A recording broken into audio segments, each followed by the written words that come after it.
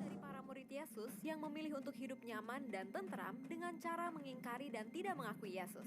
Rata-rata dari mereka mengalami akhir hidup yang tragis dan mengenaskan. Sebelum kita mulai, jangan lupa di-subscribe dulu ya.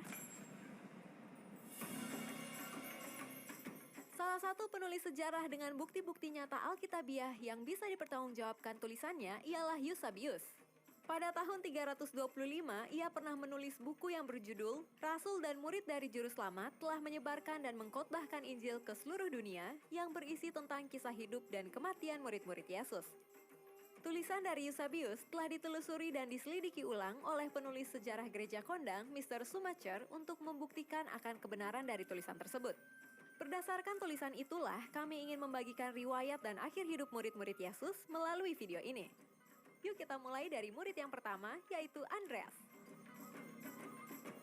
Andreas adalah saudara Simon Petrus. Arti nama Andreas dalam bahasa Yunani adalah jantan.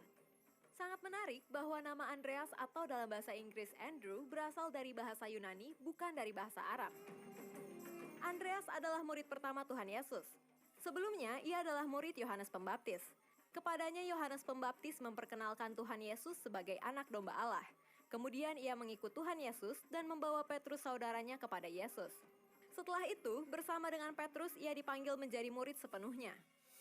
Andreas berasal dari Betsaida, daerah Galilea, namun selanjutnya tinggal bersama Petrus di Kapernaum sebagai penjala ikan.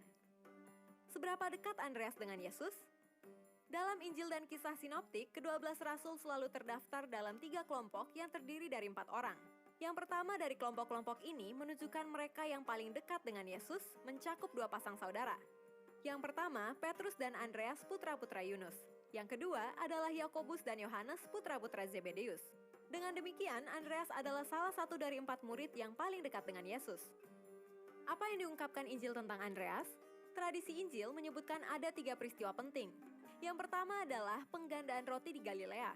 Pada kesempatan itu, Andreas yang menunjukkan kepada Yesus kehadiran seorang anak laki-laki yang membawa 5 roti jelai dan 2 ikan, di mana Andreas meragukan kecukupannya untuk disajikan kepada ribuan orang saat itu. Peristiwa yang kedua adalah di Yerusalem.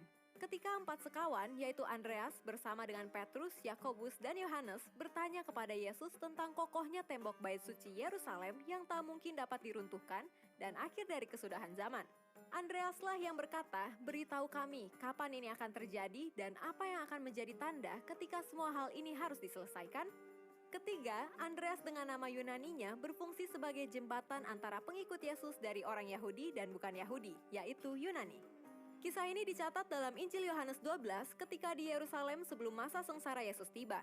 Ketika perayaan Paskah, Yohanes menceritakan beberapa orang Yunani telah datang ke kota, mungkin proselit atau orang-orang yang takut akan Allah yang datang untuk menyembah Allah Israel pada hari raya Paskah. Andreas dan Filipus, 2 rasul dengan nama Yunani, melayani sebagai penafsir dan penengah kelompok kecil orang Yunani ini bersama Yesus.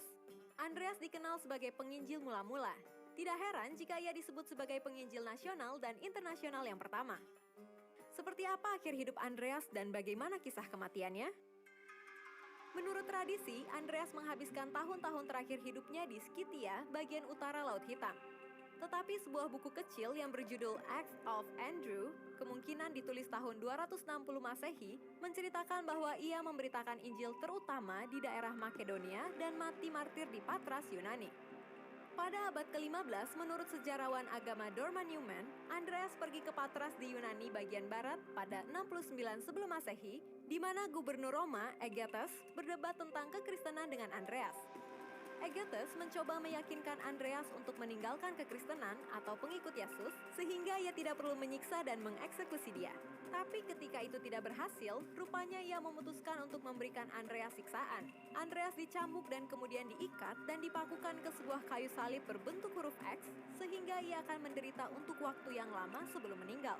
Andreas tetap terikat di tiang gantung selama 2 hari, di mana selama 2 hari itu dia terus berkhotbah kepada orang yang lewat walau dia dalam posisi tergantung di sebuah salib X. Salib berbentuk huruf X, sebuah bentuk religius yang kini dikenal sebagai salib Andreas.